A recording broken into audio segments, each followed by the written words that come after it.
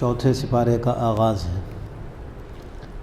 اعوذ باللہ من الشیطان الرجیم، بسم اللہ الرحمن الرحیم۔ لن تنالوا البر حتى تنفقوا مما تحبون وما تنفقوا من شيء فإن الله به عليم۔ تیسرے سپارے کے آخر میں ایک آیت میں اللہ سبحانہ وتعالیٰ نے کافروں کا قیامت میں جو حال ہوگا اس کا ذکر فرمایا تھا کہ اگر کافر قیامت کے دن زمین بھر کر سونا بھی عذاب سے بچنے کے لیے بطور فدیے کے دیں گے تو وہ ہرگز قبول نہیں کیا جائے گا، اور کافروں کو دردناک عذاب ہوگا اور ان کا وہاں پر کوئی مددگار اور حمایتی بھی نہیں ہوگا۔ اس آیت میں اللہ یہ فرما رہے ہیں کہ اہل ایمان کا تو تھوڑا سا بھی اللہ قبول کر لیتے، تو کافروں کا کل قیامت میں زمین بھر کر سونا بھی قابل قبول نہیں، اس لیے کہ اللہ سبحانہ وتعالیٰ کے ہاں قبولیت کی شرط ایمان ہے، اعمال کی قبولیت کی شرط ایمان ہے۔ ایمان کے بغیر اللہ کے ہاں کوئی عمل قابل قبول نہیں، یعنی اس پر کوئی اخروی ثواب مرتب نہیں ہوگا، ثواب نہیں ملے گا۔ دنیا میں کافر بہت سے نیک اعمال کر رہے ہوتے، رفاہی کام بھی کرتے ہیں، ہاسپٹل بنا رہے ہیں اور اسکول بنا رہے ہیں، لوگوں کے ساتھ تعاون بھی کر رہے ہیں، لیکن چونکہ وہ مسلمان نہیں ہیں اس لیے ان کی ان نیکیوں پر آخرت میں انہیں کوئی ثواب نہیں ملے گا۔ اللہ اس دنیا میں ان کے کیے ہوئے اعمال، اچھے اعمال کی جزا یہیں پر دے دیتے ہیں۔ مثلا ان کو اللہ نے مال دے دیا، عہدے دے دیے، مناصب دے دیے اور ترقی دے دی، اس قسم کے معاملات ان کے دنیا ہی میں ہو جاتے ہیں، لیکن آخرت میں تو ضروری یہ ہے کہ ایمان موجود ہوگا تو پھر عمل قبول ہے، ورنہ عمل قبول نہیں۔ تو کافروں کا حال تو یہی ہوگا کہ کل قیامت میں وہ زمین بھر کر سونا بھی بطور فدیہ کے دیں گے تو قبول نہیں کیا جائے گا، لیکن اہل ایمان کا تھوڑا سا بھی کوئی عمل ہو تو اللہ اس کو قبول فرمائیں گے۔ بلکہ روایات میں آتا ہے کہ اللہ مومن کی نیکی کو پالتے ہیں اور اس کو پروان چڑھاتے ہیں، یہاں تک کہ وہ احد پہاڑ کے برابر ہو جاتا ہے۔ کام تو اس کا تھوڑا سا ہوتا ہے لیکن اللہ اس کی پرورش کرتے ہیں، یہ اس کے ایمان کی بدولت ہو رہا ہوتا ہے۔ تو ایمان اللہ کی اتنی بڑی دولت ہے، اتنی بڑی قیمت ہے، اس پہ ہم شکر ادا نہیں کرتے۔ ہم نعمتوں پر شکر ادا کرتے ہیں، یہ بھی کہنا چاہیے اللہ آپ کا شکر کہ آپ نے ہمیں مسلمان بنایا، اللہ آپ کا شکر ہے، آپ کی تعریف ہے کہ آپ نے ہمیں مسلمان گھر میں پیدا کیا، ورنہ خدا نہ خواستہ کسی کافر گھر میں پیدا ہو جاتے، کفر پر رہتے۔ تو اللہ کی ذات تو غنی ذات ہے، تو ہمیں اس پہ بھی شکر ادا کرنا چاہیے، اور اس سے فائدہ کیا ہوگا کہ ہمارا ایمان بڑھے گا، اس لیے کہ ایمان نعمت ہے، اور نعمت کے شکر پر اللہ اس میں اضافہ فرماتے ہیں، وہ اور بڑھتا جائے گا، اور جتنا ایمان بڑھے گا اتنے اللہ کے یہاں اس کا مقام بلند ہوتا چلا جائے گا۔ لیکن ساتھ ساتھ خرچ کرنے کا ایک ادب بھی ذکر کیا ہے۔ ایک بات تو یہ معلوم ہو رہی ہے کہ مومن کا تھوڑا بھی ہو اللہ قبول کر لیتے ہیں، دوسری بات یہ کہ ایک ادب ہے خرچ کرنے کا، اور وہ یہ ہے کہ انسان کو جو سب سے زیادہ محبوب چیز ہو، جب تک وہ اللہ کے راستے میں خرچ نہیں کرے گا اس وقت تک وہ نیکی اور بر کے اعلیٰ مقام پر نہیں پہنچ سکتا۔ ثواب تو اس کو چھوٹی چیز سے خرچ کرنے پر بھی ملے گا، لیکن جو بر کا اعلیٰ مقام ہے، نیکی کا جو اعلیٰ مقام ہے، وہ بغیر اپنی محبوب چیز کو خرچ کیے ہوئے حاصل نہیں ہو سکتا۔ اسی کو فرمایا کہ لن تنالوا البر، ہرگز تم نہیں پا سکتے بر کو، ہرگز تم نہیں پہنچ سکتے نیکی کو، یہاں تک کہ تم خرچ کر لو اس میں سے جس کو تم پسند کرتے ہو۔ جس مال کو تم محبوب رکھتے ہو تم اس میں سے خرچ نہیں کرو گے، اس وقت تک تم بر کے اعلیٰ مقام کو نہیں پہنچو گے۔ اور جو کچھ بھی تم خرچ کرتے ہو اللہ اس کو جانتے ہیں، جب اللہ جانتے ہیں تو اللہ اس پر جزا عطا فرمائیں گے، ثواب عطا فرمائیں گے۔ اللہ کے علم سے کوئی چیز خارج نہیں ہے۔ اب یہاں پہلی چیز سمجھنے کی یہ ہے کہ بر کا لفظ آیا ہے، اس بر کی حقیقت کیا ہے؟ بر کی حقیقت یہ ہے کہ کسی کے حق کو مکمل طور سے ادا کر دینا، یا کامل طریقے سے کسی کے حق سے سبکدوش ہو جانا، یہ ہے بر کی حقیقت۔ اللہ کا بندوں پر جو حق ہے اگر بندہ کامل طریقے سے اس حق کو ادا کرے تو یہ بر کہلائے گا، اور اگر کامل طریقے سے ادا نہیں کر رہا تو پھر یہ بر کے اعلیٰ مقام کو نہیں پہنچ رہا، اور جو اللہ کے ہاں ایک بندے کے لیے مناسب مقام ہے اس تک وہ نہیں پہنچ رہا۔ دوسری بات یہ کہ مفسرین کے نزدیک یہاں پر خرچ کرنے میں چاہے وہ صدقات واجبہ ہوں جیسے زکوٰۃ ہے، صدقہ فطر ہے، یا صدقات نافلہ ہوں جیسے کہ انسان عطیات خیرات کرتا ہے نفل، دونوں کو یہ آیت شامل ہے۔ ان دونوں کے اندر ہی جو انسان کو چیز محبوب ہو وہ خرچ کرنی چاہیے۔ ایسا نہ ہو کہ جب کوئی مال زکوٰۃ کا نکال رہا ہو تو جو گھٹیا مال اس کو خود پسند نہیں کرتا اس کو نکال دے، یا کسی کو نفلی خیرات و صدقات کر رہا ہے اس کے اندر جو چیز اس کو خود پسند نہیں، جو گھر میں کسی کام کی نہیں، وہ اٹھا کے کسی کو صدقہ میں جو ہے پکڑا دے، تو یہ ایک الگ چیز ہے کہ صدقے کا ثواب تو مل جائے گا لیکن جو بر کا اعلیٰ مقام ہے اس کو حاصل نہیں ہوگا۔ ایک اور آیت میں اللہ سبحانہ وتعالیٰ ارشاد فرماتے ہیں انفقوا من طیبات ما کسبتم ومما اخرجنا لكم من الارض ولا تیمموا الخبیث منه تنفقون ولستم بآخذیہ الا ان تغمضوا فیہ، تم ردی چیز کو اللہ کے راستے میں خرچ کرنے کا قصد نہ کرو کہ تم خود اس کو چشم پوشی کے بغیر قبول نہیں کرتے۔ چشم پوشی کر لو، درگزر سے کام لو، تم قبول کر لیتے ہو، خوش دلی سے قبول نہیں کرتے، تو ایسا مال اللہ کے راستے میں خرچ نہ کرو۔ بہت سے لوگ ہیں وہ زکوٰۃ تو نکالتے ہیں لیکن دل کی خوشی سے نہیں نکالتے، یا اگر کوئی دکاندار ہے اور تجارتی مال کی زکوٰۃ نکال رہا ہے تو اس میں جو مال کمتر اور گھٹیا ہے اس کو الگ کرتا ہے کہ زکوٰۃ دے دیں گے، اور اچھا مال رکھ لیتا ہے کہ اس کو فروغ کریں گے، تو یہ طریقہ جو ہے وہ مناسب نہیں ہے اور آداب اسلامی کے خلاف ہے۔ اس کو چاہیے کہ جو اچھا مال جس کو پسند کرتا ہے وہ خرچ کر لے۔ پھر اللہ یہ نہیں چاہتے کہ سارا مال جو اچھا ہے وہ خرچ کر دو، جو تم کو پسند ہے وہ خرچ، بلکہ فرمایا کہ اس میں سے کچھ خرچ کر دو تو بھی اللہ جو ہے راضی ہو جائے گا۔ مما تحبون کا لفظ سے بات سمجھ میں آ رہی ہے، یہ من جو ہے وہ تبعیض کا ہے، یہ بتلا رہا ہے کہ بعض وہ چیزیں جن کو تم پسند کرتے ہو جب تک خرچ نہیں کرو گے بر کے اعلیٰ مقام کو نہیں پہنچو گے۔ تو چیز بھی اعلیٰ دینی ہے اور تھوڑی سی بھی اگر دے دے تو انشاءاللہ اس کو مقام حاصل ہو جائے گا۔ اللہ یہ نہیں چاہتے کہ سارا مال جو ہے وہ خرچ کر کے تم جو ہے وہ تہی دامن ہو کر بیٹھ جاؤ۔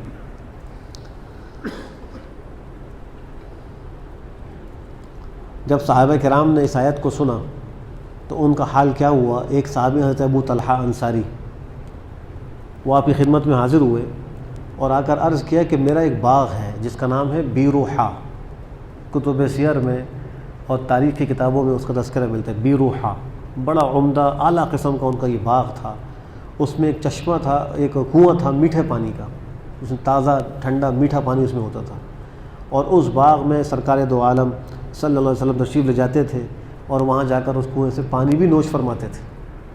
آپ کو باغ بڑا پسند ہے، تو آپ کی خدمت میں حاضر ہوئے اور عرض کیا کہ اللہ کے رسول، اللہ نے آیت نازل فرمائی ہے کہ جو مال تم کو محبوب ہے اس میں سے خرچ کرو ورنہ تم نیکی کے اعلیٰ مقام کو نہیں پہنچو گے۔ تو مجھے بیروحا سب سے پسند ہے اپنے مال میں، آپ کو میں اختیار دیتا ہوں کہ یہ میری طرف سے وقف ہے، جہاں چاہے خرچ کریں، وہ پورا باغ آپ کے پاس جائے۔ آپ نے فرمایا کہ وہ تو بہت قیمتی باغ ہے، کہا کہ مجھے سب سے محبوب یہ ہے، میں وہی دیتا ہوں۔ تو پھر آپ نے فرمایا کہ تم اپنے قرابت داروں میں اس کو خرچ کر دو، ان کو دے دو۔ تو جو ان کے قرابت داروں میں کچھ کمزور تھے انہوں نے ان کو وہ دے دیا باغ۔ اس سے معلوم یہ ہوا کہ اگر انسان کوئی چیز اللہ کے راستے میں دینا چاہتا ہے تو اس کی ضروری نہیں کہ کسی غریب مسکین کو دے، بلکہ اپنے قرابت داروں میں کوئی مستحق ملے اس کو دے دے۔ اس سے دو فائدے حاصل ہوں گے، ایک تو یہ کہ صلہ رحمی کا فائدہ بھی حاصل ہوگا، دوسرا یہ کہ اللہ کے راستے میں خرچ کرنے کا فائدہ بھی حاصل ہوگا۔ انسان نام و نمود کے لیے باہر جگہوں پہ خرچ کر رہا ہوتا ہے اور اسی کے خاندان کے لوگ جو ہیں وہ ضرورت مند ہوتے ہیں، وہاں توجہ نہیں کرتا، یہ طریقہ بھی ٹھیک نہیں ہے۔ اللہ کے ایسی نیکی قابل قبول نہیں جس میں ریاکاری آ جائے۔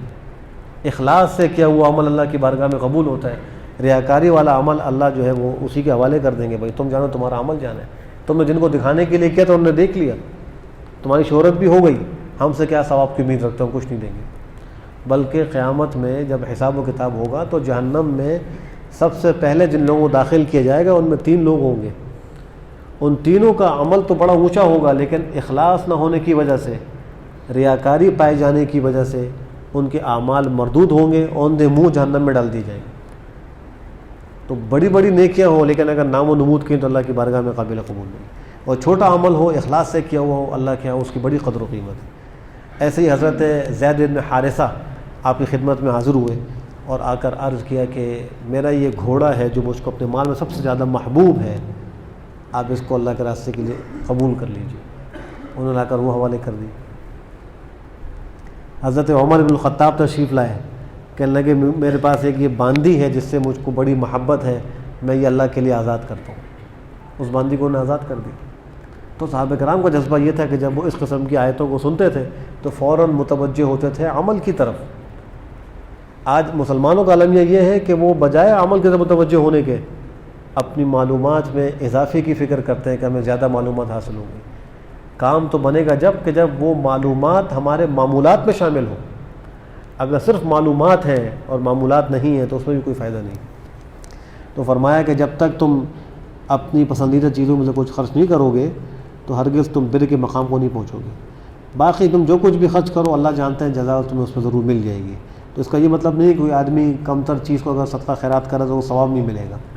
ثواب تو نیکی پر ملے گا اور اس کی نیکی کے بقدر ملے گا، لیکن جو بر کا اونچا مقام ہے اس کے لیے محبوب چیز کو خرچ کرنا پڑے گا۔ کل الطعام كان حلا لبني إسرائيل إلا ما حرم إسرائيل على نفسه من قبل أن تنزل التوراة قل فأتوا بالتوراة فاتلوها إن كنتم صادقين۔ یہود ایک اعتراض کرتے تھے مسلمانوں پر اور آپ علیہ السلام پر بھی اعتراض کرتے تھے۔ وہ اعتراض یہ تھا کہ تم کہتے تو یہ ہو کہ ہم ملت ابراہیمی کے متبع ہیں اور ہم اس کی پیروی کرتے ہیں۔ قرآن کریم اللہ نے فرمایا بھی ہے کہ آپ کہہ دیں بل نتبع ملت ابراہیم حنیفہ، ہم تو ملت ابراہیمی کی پیروی کرتے ہیں۔ تو اگر تم اس کی پیروی کرتے ہو تو حضرت ابراہیم کی شریعت میں تو اونٹ کا گوشت اور اونٹنی کا دودھ حرام تھا، تم تو اونٹ کا گوشت بھی کھاتے ہو اور اونٹنی کا دودھ بھی پیتے ہو، تم کیسے ملت ابراہیمی کی پیروی کر رہے ہو؟ اس پر اللہ نے آیت نازل فرما دی اور فرمایا کہ ہر قسم کے کھانے وہ حلال تھے بنی اسرائیل کے لیے مگر وہ جس کو اسرائیل نے اپنی ذات پر حرام کر دیا۔ اسرائیل جو ہے حضرت یعقوب علیہ السلام کو کہا جاتا ہے۔ اسرا کا معنی عبد، ایل کا معنی اللہ، چونکہ ان کا لقب عبداللہ تھا اس لیے ان کو اسرائیل کہا جاتا ہے۔ اسرائیل عبداللہ یا صفوت اللہ کے معنی میں، اللہ کا چنا ہوا برگزیدہ بندہ، تو صفوت اللہ یا عبداللہ، تو اسرائیل انہی کا لقب ہے۔ تو اللہ فرما رہے ہیں کہ انہوں نے اپنی ذات پر تورات کے نازل کیے جانے سے پہلے جس چیز کو حرام کیا تھا بس وہ حرام تھی۔ واقعہ یہ ہوا تھا کہ حضرت یعقوب علیہ السلام کو عرق النسا کی بیماری ہوئی۔ انسان کے جسم میں ایک رگ ہوتی ہے جس کو رگ حیات کہتے ہیں اور اس کے مختلف پورشنز میں نام مختلف ہوتے ہیں۔ جو ران کے اندر ہوتی ہے اس کو عرق النسا، عرق کہا جاتا ہے، نسا کہتے ہیں، نسا، عرق کا معنی رگ، نسا عربی میں کہتے ہیں اس کو۔ اور اگر وہ ہاتھ میں ہو تو اس کا الگ نام ہوتا ہے، اور اگر کمر کی طرف کہیں ہو تو اس کا الگ نام ہے۔ تو بہرحال جہاں ہوتے اس کا عربی میں نام الگ ہوتا ہے، تو اس کو نسا کہتے ہیں۔ تو ان کی وہ نس کو دب گئی اور خون کا دوران کم ہوا، جو تکلیف ہوئی عرق النسا کی تکلیف ہو گئی۔ انہوں نے اللہ سے یوں منت مانی کہ اللہ اگر آپ نے مجھے عرق النسا کی بیماری سے شفا دے دی تو میں اونٹ کا گوشت اور اونٹنی کا دودھ جو مجھے سب سے زیادہ محبوب ہے اس کو کھانا چھوڑ دوں گا، وہ مجھ پہ حرام۔ ان کی شریعت میں اس طرح کسی حلال چیز کے حرام کرنے کی منت ماننا جائز تھا۔ ہماری شریعت میں کسی حلال چیز کو حرام کرنے کی اجازت نہیں ہے۔ اگر کوئی یہ کرے گا تو وہ قسم شمار ہو جائے گی اور اس کو وہ قسم توڑ کر کفارہ دینا ضروری ہوگا۔ جیسا کہ سورہ تحریم کے شروع میں اللہ ارشاد فرماتے ہیں کہ یا ایھا النبی لم تحرم ما احل اللہ لک۔ اب حضرت السلام کا ایک معمول تھا کہ آپ ہر روز عصر کی نماز کے بعد اپنے ازواج مطہرات کے پاس چکر لگایا کرتے تھے، ملاقات کے لیے جاتے تھے، اور پھر رات کو جس کی باری ہوتی وہاں جا کے آپ قیام کرتے تھے، لیکن عصر کے بعد سب سے ملتے تھے۔ تو آپ ایک ام المؤمنین کے پاس گئے تو وہاں کچھ دیر زیادہ لگ گئی، انہوں نے کیا کیا کہ پانی میں شہد ڈال کر وہ پلایا، تو آپ کو شہد بہت مرغوب تھا، آپ نے وہ پی لیا، اس کے پینے میں دیر لگی، تو دیگر جو ازواج تھیں ان کو اندازہ ہوا کہ وہاں کچھ زیادہ دیر لگی ہے، تو انہوں نے آپس میں مشورہ کیا کہ جب ہمارے پاس آئیں گے ہم کہیں گے آپ کے منہ سے تو مغافیر کی بدبو آ رہی ہے۔ مغافیر ایک بوٹی تھی، گوند نما چیز ہوتی تھی اور اس کے اندر ایک بدبو سی ہوتی تھی۔ تو انہوں نے جو ہے وہ کہا کہ ہم آپس میں مشورہ کر لیں، جب آئیں گے تو ہم آپ کو یہی کہیں گے کہ آپ کے منہ سے وہ مغافیر کی بدبو آ رہی ہے۔ جب آپ وہاں پہنچے تو انہوں نے یہ عرض کیا کہ آپ کے منہ سے تو مغافیر کی بدبو آ رہی ہے۔ آپ نے فرمایا کہ بھئی میں تو مغافیر میں نے نہیں کھائی۔ پھر اور آپ کو یہ بات بڑی ناپسند تھی کہ آپ کے پاس سے کوئی اسمیل آئے، کسی کو کوئی تکلیف ہو۔ اللہ نے آپ کے پسینے میں بھی ایسی خوشبو رکھی تھی کہ کوئی خوشبو اس کا مقابلہ نہیں کر سکتی۔ ایک صحابیہ نے، آپ آرام فرما رہے تھے تو آپ کے بدن مبارک سے پسینہ مبارک نکل رہا تھا، انہوں نے ایک شیشی میں اس کو جمع کر لیا اور ان کے پاس خوشبو ہوتی تھی، اپنی جس خوشبو میں وہ اس کے ایک دو قطرے ملا دیتی تھی اس کی خوشبو ایسی عجیب و غریب ہوتی، لوگ پوچھتے ہیں کہاں سے خوشبو لے کر آئی، ہمیں تو یہ خوشبو ملتی نہیں۔ تو آپ مسواک کا ہی بہت اہتمام کرتے تھے کہ میرے منہ میں کوئی اسمیل پیدا نہ ہو. تو آپ کو جب یہ پتہ لگا کہ یہ مغافیر کی بو کی شکایت کر رہی ہے، بو آ رہی ہے میرے پاس، بہت زیادہ پریشان ہوئے. پھر کہا کہ میں تو وہاں شہد پانی پیا ہے. ان کا شاید ہو سکتا ہے وہ ایسی مکھی کا شہد ہو جو مغافیر کے اوپر بیٹھی ہو، تو اس کے شہد میں اس کی اسمیل آ گئی ہو. آپ نے فرمایا کہ میں آئندہ سے شہد نہیں پیوں گا. اس کو آپ نے حرام کر دیا.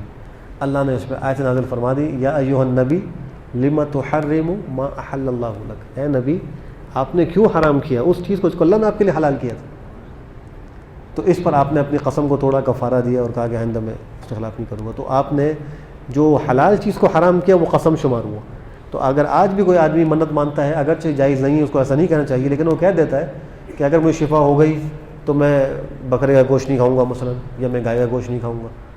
اور پھر جب یہ بات وہ مکمل کر لے، اب حکم یہ ہے کہ اپنی وہ جو اس نے بات کہی وہ قسم میں شمار ہو گئی، اس حلال چیز کو کھائے، اپنی قسم کو توڑے اور قسم کا کفارہ ادا کرے. 10 مسکینوں کو صبح شام کا کھانا کھلائے، یا 10 مسکینوں کو جو ہے وہ کپڑا پہنائے، یا جو ہے وہ اگر غلام ملتا ہے تو غلام آزاد کرے. ان میں سے کوئی صورت ممکن نہ ہو تو پھر وہ 3 دن لگاتار روزے رکھے. یہ ایک قسم کا کفارہ ہوگا. پھر اس کی وہ قسم کا جو کفارہ ہے اس کے ذمے سے ساقط ہو جائے گا. لیکن اس شریعت میں، حضرت یعقوب کی شریعت میں یہ جائز تھا کہ وہ کسی حلال چیز کو حرام کرنے کی منت مان لیں. جب انہوں نے یہ مان لی منت تو اللہ نے وہ شفا بھی دے دی. جب شفا ہو گئی تو انہوں نے اس چیز کو کھانا چھوڑ دیا. اور پھر وحی کے ذریعے سے اس کے بعد بنی اسرائیل پر بھی اس چیز کو حرام کر دیا گیا تھا. تو یہود کا یہ دعویٰ کہ حضرت ابراہیم علیہ السلام کی شریعت میں حرام تھا، یہ بات تو غلط تھی. اس لیے حضرت ابراہیم کی شریعت میں یہ حرام نہیں تھا. اسی طریقے سے ان کے بعد تک بھی حضرت یعقوب نے ایک خاص وجہ سے منت مانی تو یہ حرام ہوا تھا. اور پھر ان کے بعد حکم خداوندی کی وجہ سے بنی اسرائیل میں بھی کچھ عرصے تک ایسی حرام رہا. تو اللہ اسی کو فرماتے کہ ہر قسم کے کھانے وہ حلال تھے بنی اسرائیل کے لیے، مگر وہ جس کو حرام کیا اسرائیل نے اپنی ذات پر قبل اس کے کہ اتاری جاتی تورات کے نازل کیے جانے سے پہلے. اور یہود جو ہیں وہ تو تورات کو مانتے تھے، تو تورات میں تو حکم تھا ہی نہیں. اور اس سے بھی سینکڑوں سال پہلے کا یہ واقعہ کہ سینکڑوں سال پہلے اس طرح حضرت یعقوب نے اس کو اپنی ذات پہ حرام کیا تھا. اللہ نے اس کو حرام نہیں کیا، وہ حلال تھا. قل اے نبی آپ کہہ دیجیے فأتوا بالتورات، لے آؤ تورات اور تم اس کو پڑھو. اگر تم سچے ہو اس دعوے میں کہ حضرت ابراہیم علیہ السلام کی شریعت میں بھی یہ حرام تھا تو لاؤ تورات میں لا کے مجھے دکھاؤ. لیکن وہ عاجز ہو کے نہیں دکھا سکے. اللہ فرماتے ہیں فمن افترى علی اللہ الکذب من بعد ذلک فاولئک هم الظالمون، جو اللہ پر جھوٹ بات کا افتراء کرے، منسوب کرے، جھوٹی بات الزام لگائے اس کے بعد، بس یہی لوگ بڑے ظالم ہیں. قل صدق اللہ، اے نبی آپ کہہ دیجیے اللہ نے سچ کہا. فاتبعوا ملت ابراہیم حنیفا، تم پیروی کرو ابراہیم کی ملت کی، حنیفاً جو یکسو تھے، تمام ادیان باطلہ سے یک رخ تھے، دین حق کے اوپر قائم تھے. وما کان من المشرکین، اور وہ نہیں تھے مشرکین میں سے. اللہ سبحانہ وتعالی ہمیں عمل کی توفیق نصیب فرمائے. الحمد للہ رب العالمین والعاقبۃ للمتقین والصلاة والسلام علی خیر خلقہ محمد وعلی آلہ وصحبہ اجمعین. اللہم ارنا الحق حقا وارزقنا اتباعہ وارنا الباطل باطلا وارزقنا اجتنابہ. ربنا آتنا فی الدنیا حسنہ وفی الآخرۃ حسنہ وقنا عذاب النار. اللهم إنا نسألك من خير ما سألك منه عبدك ونبيك محمد صلى الله عليه وسلم، ونعوذ بك من شر ما استعاذ منه عبدك ونبيك محمد صلى الله عليه وسلم، وأنت المستعان وعليك البلاغ ولا حول ولا قوة إلا بالله.